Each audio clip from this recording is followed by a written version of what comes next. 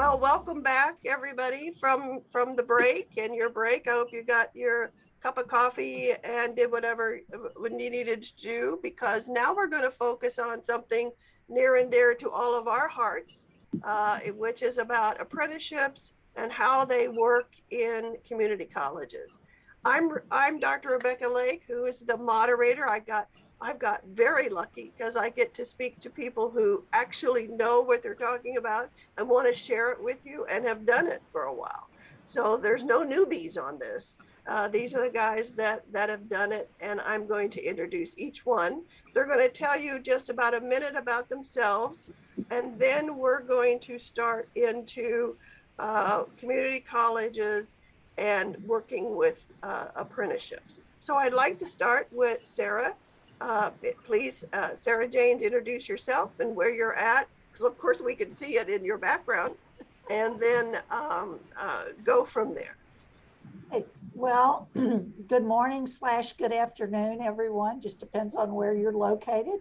And I am the Associate Vice Chancellor for Continuing and Professional Development at San Jacinto College. And a few years back, when the federal government started really pushing apprenticeships, and I had just finished passing the torch from a maritime program over to a new individual that could take over it, I decided I needed a new project. So I went to the chancellor and said, okay, you know me. I said, I'm taking on apprenticeships. And she said, go for it. And so I am the point person, although I have all the other programs under me. I'm the point person for the college that deals with apprenticeships, both in outreach over the state. I don't get into the SMEs. How many registered apprenticeship programs do you have? Well, let me put it this way. We work with close to 15 different apprenticeships that I oversee. San Jack is the sponsor of 7 now. Okay. And so it just depends on what our industry wants and who needs to be the sponsor as to how we work through it. All right, and thank you, Sarah. Chrissy, please introduce yourself and the college you're at and the registered apprenticeship programs you're doing. Yeah, hi, my name is Chrissy Cooney. I am a business engagement manager at Lorain County Community College. We're a community college of about 11,000 students, kind of sandwiched between Cleveland, Ohio and Toledo or Sandusky area. I'm also the point person for our registered apprenticeship program on campus. I was not as gung-ho going to the chancellor. I happened to just be the newbie on the team when we applied to be a sponsor. We have about 9 registered apprenticeships on our standards and about 416 registered apprentices at the college. All right, thank you so much. Kathleen, introduce yourself. Hi, I'm Kathleen Canfield, the Senior Director of Job Placement and Workforce Solutions at Harper College. We're located in Palatine, Illinois, which is a northern suburb of Chicago. We have about 25,000 students at our college, and we've been doing apprentices since 2015. We have 9 programs. We are registered with the Department of Labor. We are the sponsor. And our programs are in manufacturing and general insurance, IT generalist, marketing and sales, banking and finance, and we're introducing some health careers as pilots this coming semester. So it's been an exciting time. Absolutely. Well, thank you so much. And Chad, please introduce yourself. Sure. Chad Bridgman, Director of Work-Based Learning at Sinclair Community College. We are located in Dayton, Ohio, and we have roughly around 30,000 students at our college. We got into the apprenticeship business about 3.5, almost 4 years ago now, if I can't believe that. And we have 8 programs that are recognized by the state of Ohio through Apprentice Ohio. That we help manage, very similar to everyone else here within the areas of manufacturing. Industrial engineering is kind of coming on board with quality, tool and die, and then we're watching and hoping that we can grow into our health science programs as well. Yeah. Good, good. Well, we all want to thank you for joining us, and of course, MassBridge for setting this up, and what a great program, because so many colleges, we're going to keep in mind our framework for talking to you is about what do colleges want to know about apprenticeships? How did we do them? What are we doing? We have all different kinds of community colleges: Ohio, Texas, Illinois. So we know that some of you out there are starting apprenticeship programs or thinking about it, or some of you have already started. So we will, the panel will have lots of good things that each and every one of you can use. So the first question that all of us, all the panel is going to talk about is what we get asked a lot. Why did you decide to do the apprentices and be the sponsor? What were those triggers? Why did the college that you're at, how and in what ways did you decide to do this? Because it's an undertaking. So I'm going to start back again with Sarah. So how did the college start all this? So take it away, Sarah. Okay. Well, as I said, we were hearing, from the federal government and actually the state of Texas, they had just opened an apprenticeship office in our Texas workforce system. And so I had been working with them on other grants. So we really started looking at apprenticeships. Our DOL office here in Houston contacted me and said, hey, do you want to be part of actually facilitate a committee that looks at apprenticeships across the region? So I tend to say yes most of the time. And so that really got me into it. And I just became passionate about it. We also saw it as the college community and the leadership here saw it as a real opportunity to help the economy of our region. And really that's what it's all about. We did some crosswalks statewide that took the journeyman certification and crosswalked it to our Texas higher ed approved courses for community colleges. And so we took the leadership there and trying to develop that pathway so that a journeyman could go to any community college in Texas, take their certification and get college credit, and then pursue an associate's degree. And so that we've seen that to be very beneficial. It also helps us get more students in our programs and give them a credential from the college as well. So we've really seen it to be a great provider for our local economy, and that's what keeps us going on it. San Jac has about 40,000 students. We have 5 campuses, and our apprenticeships annually are pushing 800, the number of apprentices. Well, thank you, Sarah. So that's a lot of numbers, good growth. So Chrissy, how and in what ways did you guys decide? Sarah talked about the economy and getting students in and helping them. What did you decide at your college? How did you decide to do that? So Lorain County Community College has a longstanding history with grant work, and that's been a big way that we've been able to grow our business relationships, is being able to help our partners with grants. So around the same time that Chad mentioned, maybe 2017, 2016, the state of Ohio had out of the Department of Jobs and Family Services, had a grant opportunity for a community college apprenticeship consortium. And so out of that, there was a grant that was eligible if we became the sponsors on record. So we started talking to our businesses and said, why aren't you the sponsor? Why should we be the sponsor? What's the benefit? And a lot of our businesses responded with, it's a lot of paperwork. And I heard in the prior session that is a myth. However, if you are running a manufacturing business and your HR team is hiring and firing and changing the date since the last injury, the last thing that they were thinking about was apprenticeship paperwork in the state of Ohio. And it is very intimidating. They're going to, the state will come into your business and what are they going to do? So we said, what if we act as a fiduciary on behalf of you as a business and do the paperwork for you and help manage the students. And we will be an extension of your HR team.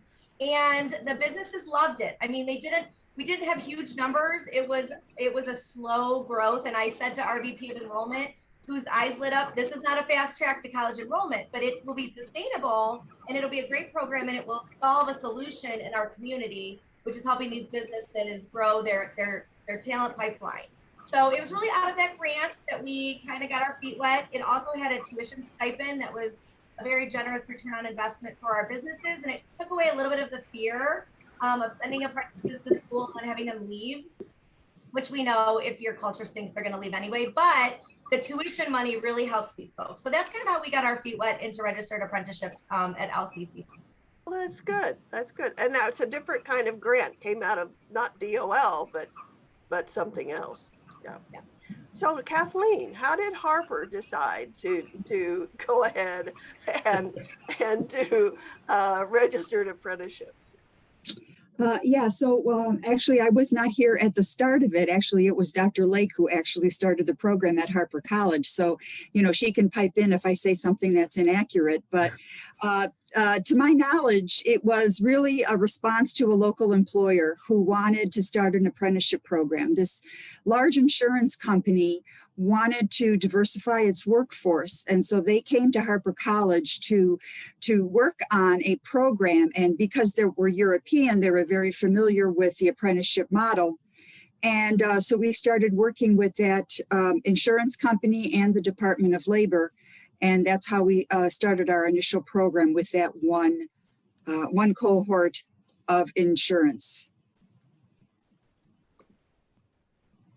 Chad, so what was the trigger that decided your college should do apprenticeships? Well, I think we were a little bit different than where Chrissy was. We did have this grant, but before we even went after the grant, there was a lot of internal conversation about, well, we're already been doing internships for like the last 35 years. So why, right? Like the why behind what is so important about the apprenticeship. It was interesting as we started pulling apart this onion. There was a gentleman named Patrick Raridan who worked for Apprentice Ohio that happened to be going around and doing a lot of presentations. And at that time, our provost heard him. He's like, I guess this might be something.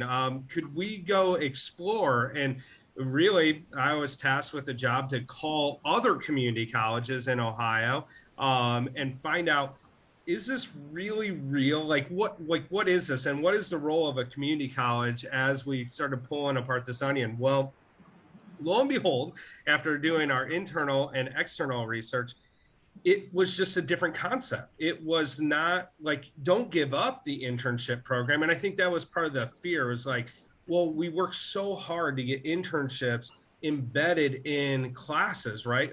Programs, getting students work-based learning. And so after we did the research and had an internal conversation, we could see that there's a whole other group of students that we could help out with apprenticeships. And really what it allowed us to do as we learned the discovery is that, most of the students at Sinclair, 70% of our students had to work and learn anyways, but it would just allow us to let them earn and learn within their area of study versus saying, well, 2 semesters from now or 3 semesters from now, we'll let you do this internship. So it really began flipping the script. And I will tell you now, we have department chairs and professors that they are our champions, and they're telling other departments, we love having a whole classroom filled with apprentices because they're going into the job and they're bringing that knowledge into the classroom and they get to run back and forth. So, we went from being very hesitant to what is this? I saw comments about red tape to what Chrissy was talking about. That's part of our competitive advantage, I guess, is helping companies navigate this. And we can be the back end training and developers for these companies that are running lean and mean. So that's really our hesitation to where we're at now. One last question for any of you on this third of what we're talking about of kind of 3-prong approach here is what about your faculty and your president? Have you had some trouble with presidents or faculty? Did the presidents play a part in this? Anything you want to bring in about, because it's like, how did you make the decision? Oh, I'll go ahead and speak up.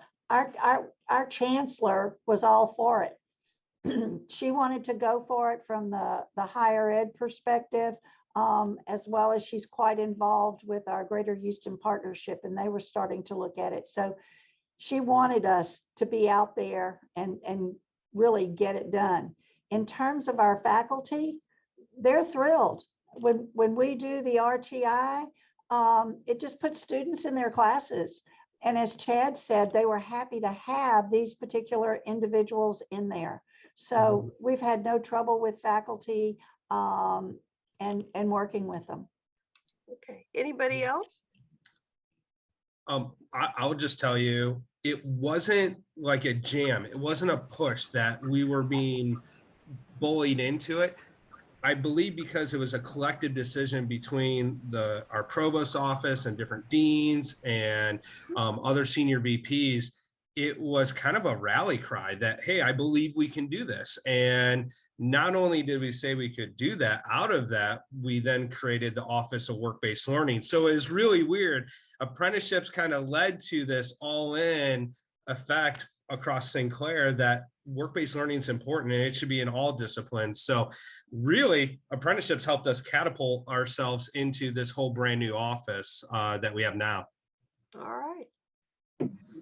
Now I'd like to switch to another thing that many other colleges ask, and I'm sure you have been asked, is I want to focus on employers.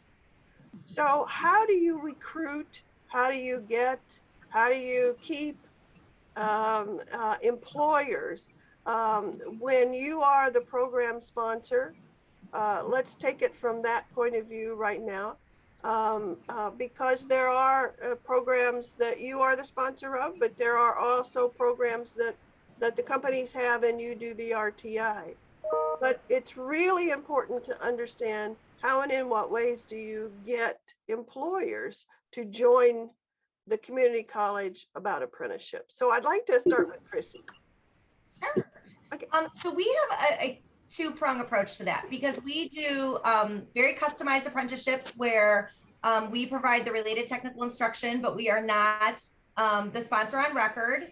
And we have a team member that specifically manages those accounts. In all honesty, they're usually our union accounts where the unions want the RTI, but don't necessarily want us to be the sponsor. And then I manage the businesses that they want us to be the sponsorship for. And really, it really is just a lot of my accounts are 1 to 5 apprentices at a time. I have one large account that does help me out. But a lot of them are just, me going out to the businesses that are already working with LCCC. We do have a local consortium. And so they have kind of pooled together and said we all have very similar needs. And so we are working with them to kind of streamline their apprenticeships instead of everybody creating a process. Like Chad said, the biggest competitive advantage is the fact that I am kind of the concierge service between the businesses and the school. And so the school knows, or the businesses know that they don't have to go to the enrollment team and the registrar team and the financial aid team and the deans. I coordinate all of those efforts. And so from the business perspective, I truly account manage and they understand that on their side. Normally, prior to me kind of creating this role, we got a lot of students because somebody was an alum and they said, I got my tool and die at LCCC, go there. And so they sent their people to the front desk and they were very much triaged like normal students, which is wonderful. But our apprentices have the added layer of the business complexity. So that model just wasn't working because it was this big game of telephone.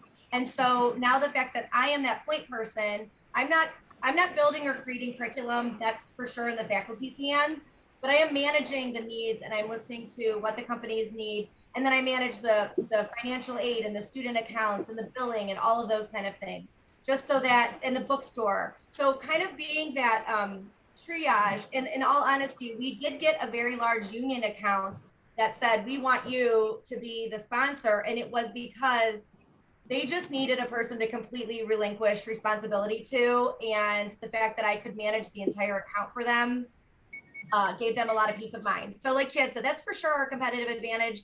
And the fact that I can manage all of that for the businesses. I would like to be more proactive. Up until now, we've been really reactionary because we've just had so many businesses interested, and we are a pretty lean team. So I have not had the opportunity to kind of just walk the industrial parkways around me. But if we ever build out a team, you know, I could see where that would be an opportunity. So kind of where we're at. So how interesting about the internal workings of the college, and you're making sure they all take part.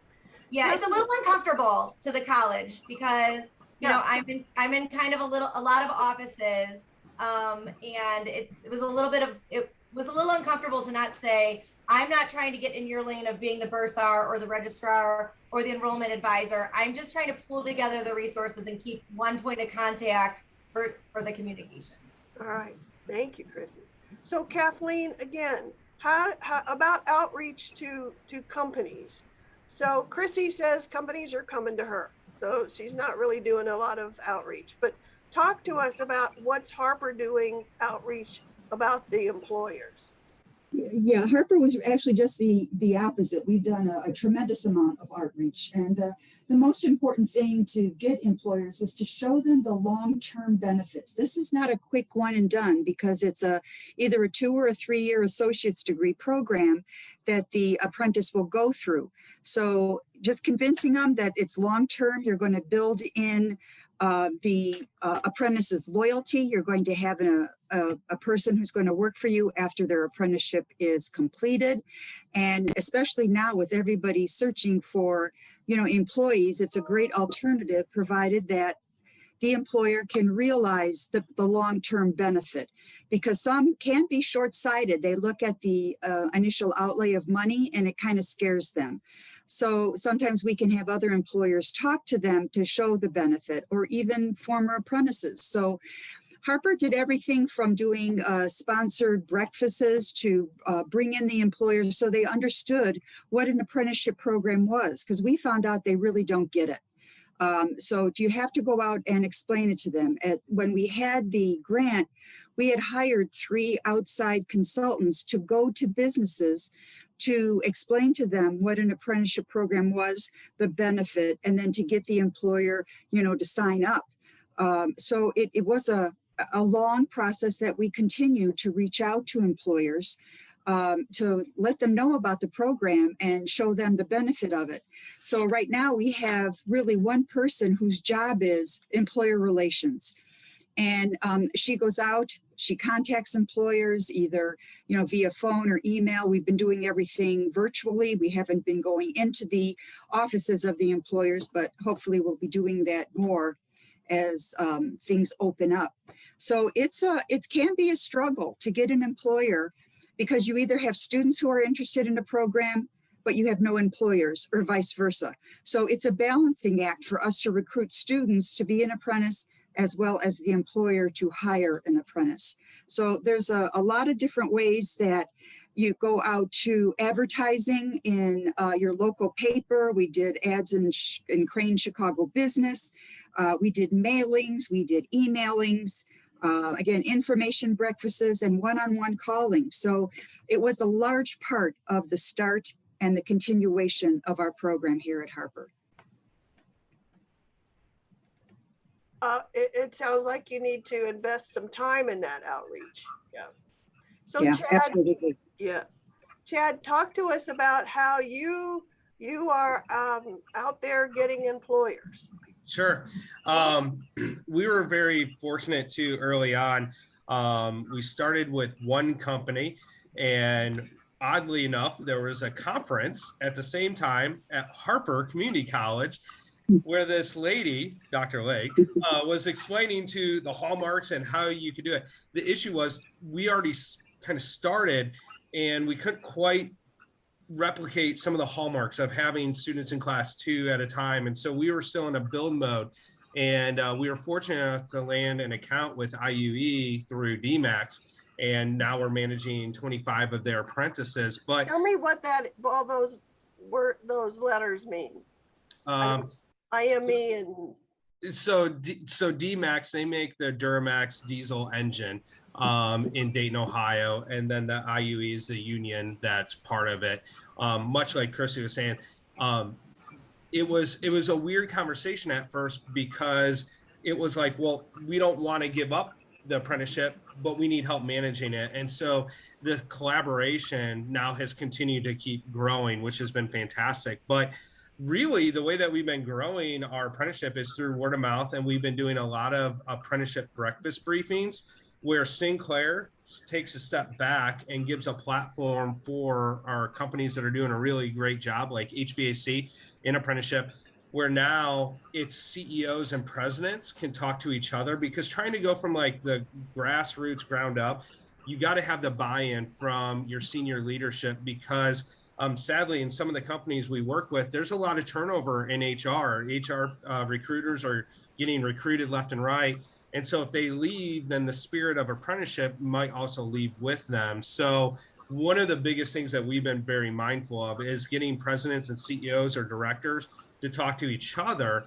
And then they can talk about, well, how is your framework? Are you paying them to be in school? Are you paying them? Are you also covering the costs of classes? Right now, we have 100% participation that all of our apprenticeship locations cover the cost of class. So each company obviously does things differently, but they get to hear from each other. So that it's very powerful. Obviously, COVID took that away from us for a little bit. We just did our last apprenticeship breakfast briefing 2 Thursdays ago. But it's awesome. It's awesome letting senior leadership talk to other senior leadership and getting them to see the buy-in. And then my hope is once we get the next company on board, we'll welcome them back in to be our guest presenter and speaker. So we haven't really pounded the pavement. If anything, what we're seeing are companies now coming to us saying, hey, could you help us recruit? Can you help us recruit? And this is weird. How do you, apprenticeships is brand new. How do you tell a parent or a working adult, like, no, trust us, this company is going to help sponsor you and you're going to have a certificate or a degree. So we're entering into some uncharted territories now, never imagining that we would also be co-recruiters in building an apprenticeship pipeline. So that's where we're at. We do not have it 100% figured out. It's a learning journey for sure. Yes, it is. And doing that CQI and all improvements. Now let's go to Sarah down in Texas and let us know about seeking employers to work with you and the registered apprenticeships. Well, we do it a couple of ways. The first way is that we go out, and the college is very much involved in our chambers of commerce. So we go and speak there. We also have several different industry groups, organizations that we go to. And so we reach out there. Most recently, we had a couple of questions from insurance companies about a possible insurance apprenticeship. So what we did in that case was to bring in several other insurance agencies, and we actually start with the forum and find out what the interest is before we pursue. And in that conversation, we often talk about, well, we're willing to be the sponsor because you may only have to do onesies or twosies, whereas on the other side, the Dows and the BASFs and the petrochem industry, they want to be able to promote that they have an apprenticeship. So we work with them in the RTI. But to focus on how we get employers, we actually, as I said, go out to the chambers of commerce. We make presentations. We send flyers, those kinds of things. But here in the Houston area, we have what's called the Houston Area Apprenticeship Advisory Committee. And it involves the 9 community colleges in the 13 counties around the Houston area. And we meet monthly. And during National Apprenticeship Week, and then actually just last Friday, we had a seminar, and we invite folks that want to think about apprenticeships to come and learn from the panelists that we have and the apprentices, to hear, the value of an apprenticeship. Our work board for the 13 counties, the Gulf Coast region, actually sends out the marketing tools to get those folks involved. It's a hybrid session, and we do it, like I said, annually, usually in April or May. And it's amazing the different colleges that get calls, because each college in Texas has its own geographic area in which it needs to work. But these annual sessions, listening and talking to other apprenticeships organizations, really makes a difference. And so then it becomes word of mouth, and how we get our employers, and as well as others just coming to us because they're in the area and they heard, if they worked with us, we could help them do it the way they wanted. We really do customize our apprenticeships. Are you having any trouble getting, nobody else seems to be having trouble getting employers. Are you having trouble getting employers? In some areas we are, but in most areas, it's when we're willing to do the sponsorship, and tell them that, and we're willing to take one or two apprentices and take over all the work, that's more convincing than anything, especially when we have grant money to go along with it. Yeah. Our IT programs, we have 4 IT or apprenticeships in IT, and we have grant funding for that. And so it was just approaching the companies and letting them know that, hey, it's easy. We don't want to make it hard for you. Here's the benefit to you. And, it does take a little bit of talking, but no, it works well. Okay, thank you. Now, and so what we've started with was why did you decide as the college to become involved in apprenticeship? And then we've talked about employers and, because of the difficulty of finding workers, employers for you seem to be not as hard to get right now. And now let's switch to those potential apprentices. So I'd like to hear from you about how do you find and how do you work with those potential apprentices? Chad, I'll start with you because you sort of started with that. You talked about now you have to do, oh my goodness, you are doing recruitment. Yeah. And so take us through that and how that looks and what are the difficulties and the easy ways to sure. get potential apprentices. Being completely transparent, it's been very difficult to recruit for apprentices. And the reason why is that if I look at our computer-aided manufacturing program, for example, it's been running lean and mean. We have a finite number of students. And when we went into the classroom to try to engage and recruit, well, 50 of the individuals in the program were already gainfully employed. Well, okay. And then you pull that onion apart, and then you realize there's only 10 students who are not employed. And then we had 5 students that were just there for self-interest. They're already gainfully employed. They just wanted to learn about how just self-interest. So now you're down to like 4 students.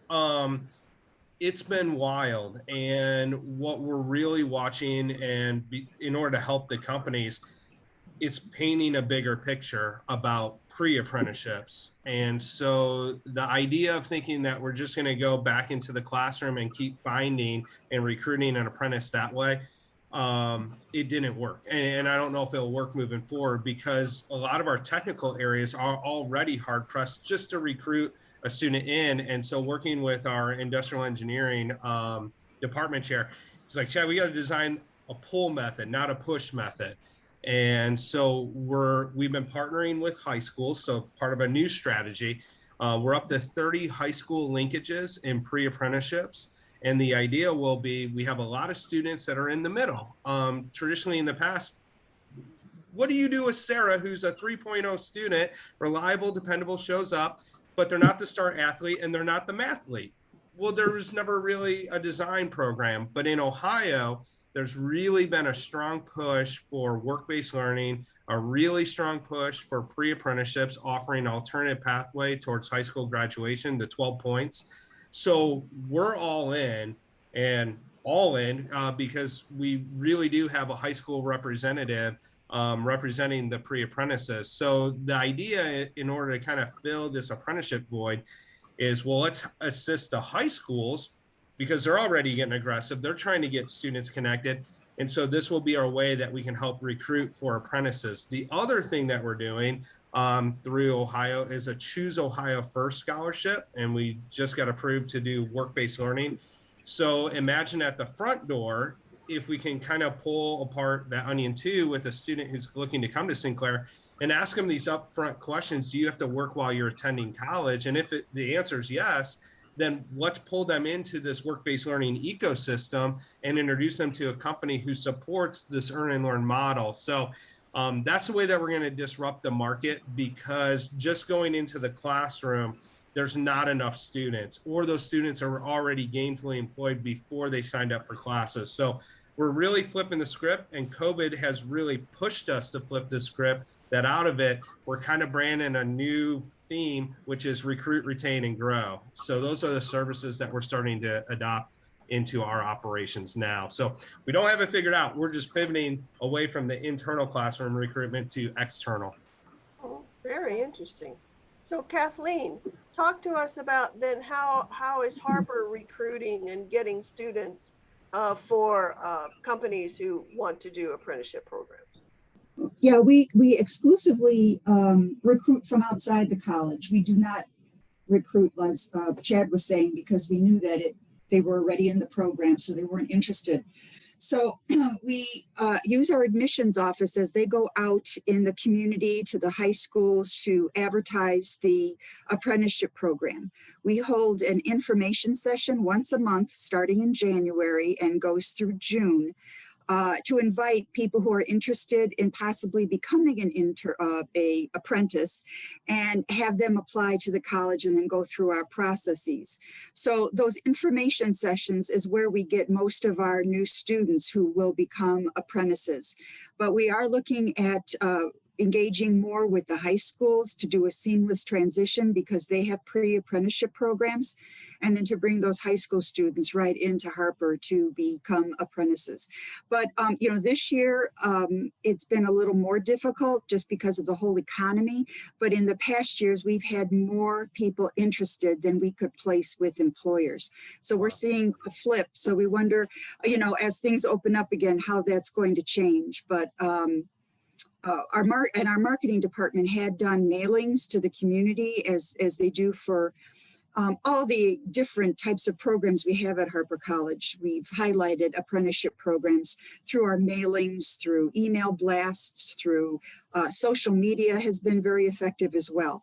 So that's how we have recruited students. All right. So I'll go back up to Sarah, and then I'll come to Chrissy about the same question. Hey, Oh, did I? Yes. Yeah. Go ahead, Sarah. okay, About potential apprentices. absolutely. We have never really recruited internally. When we work with companies, we tell them to, look internally in case there's someone they want to highlight to be an apprentice. But basically, we do what the others have done. And looking back at our high schools, we're developing those pre-apprenticeships.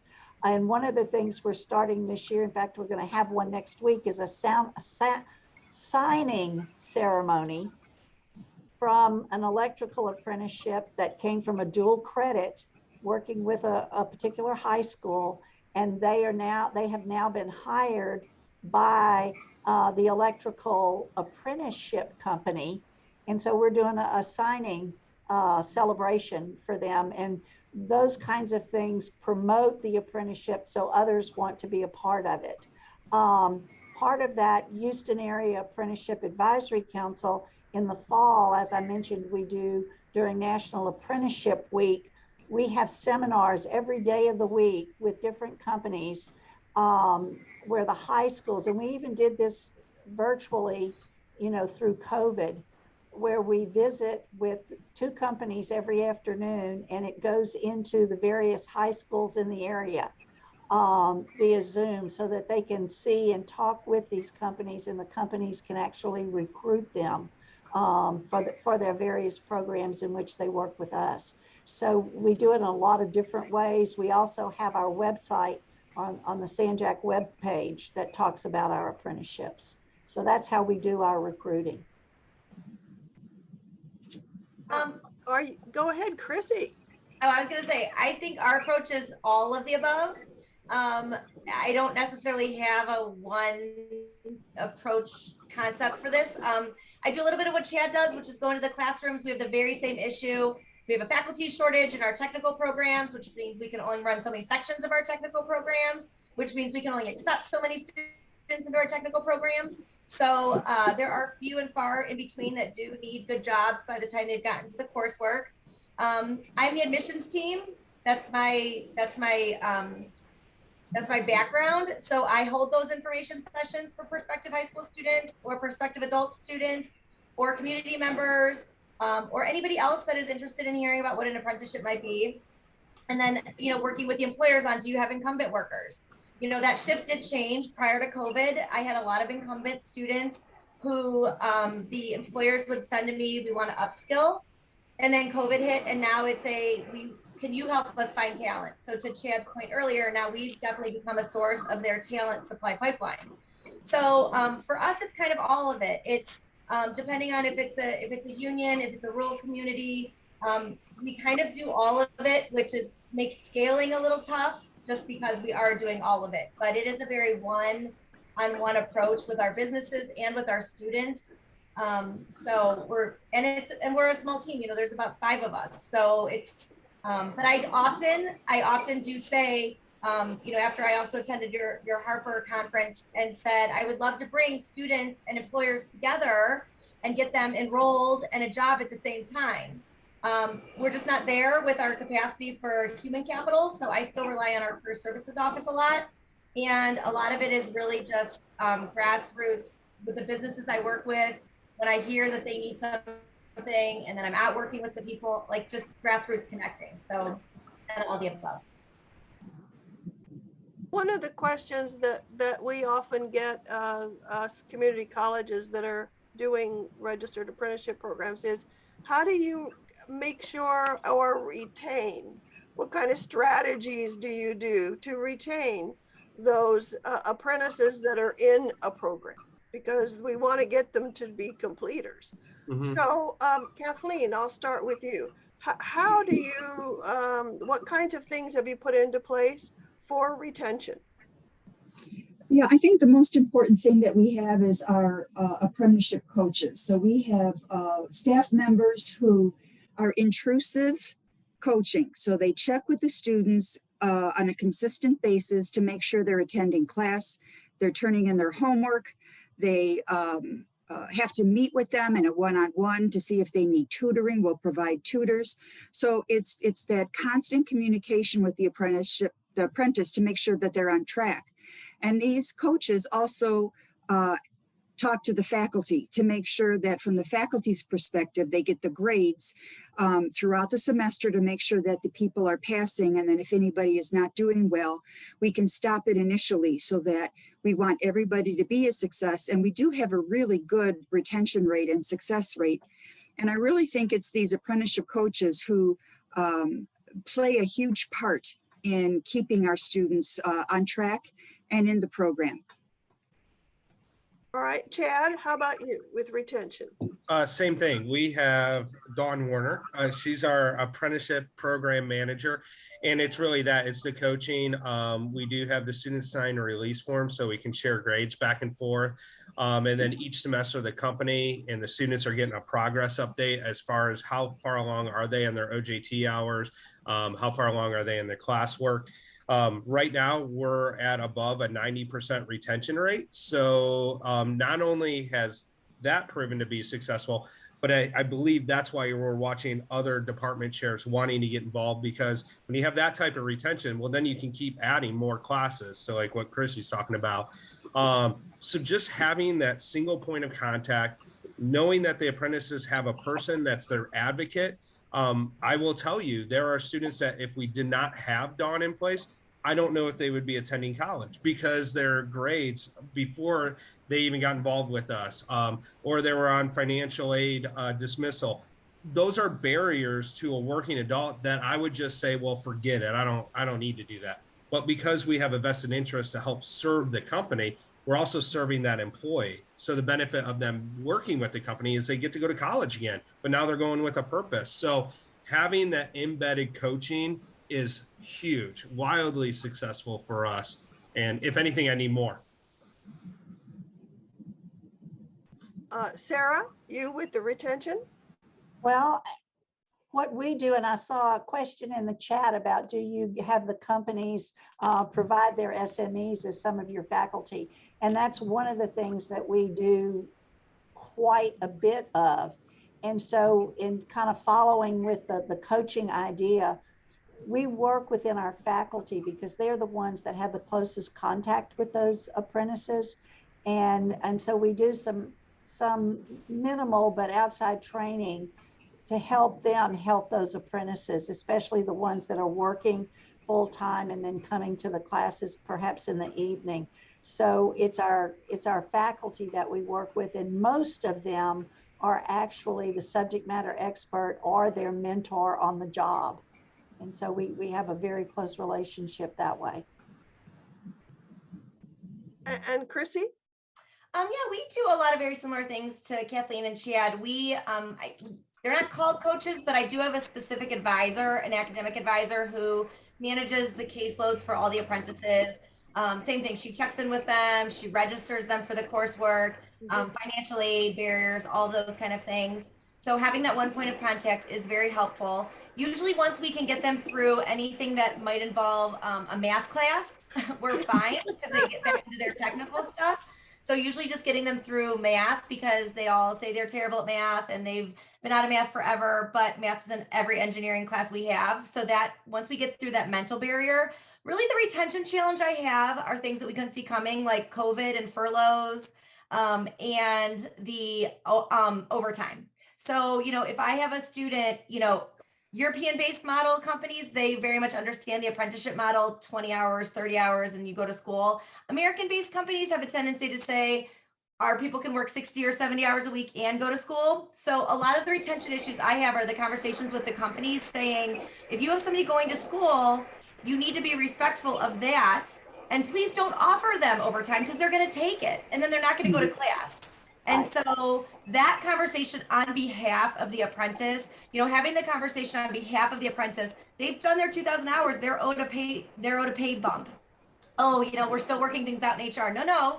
This is part of this program. So, being the advocate, like Chad said, that they know that they have somebody that is kind of their agent in this whole operation really kind of helps us. They rely on us for a lot of things. My car broke down, I don't have a computer, my Wi-Fi is bad, I don't have a babysitter. So we really triage a lot more, as I'm sure this whole team does, just than outside of the academic perspective.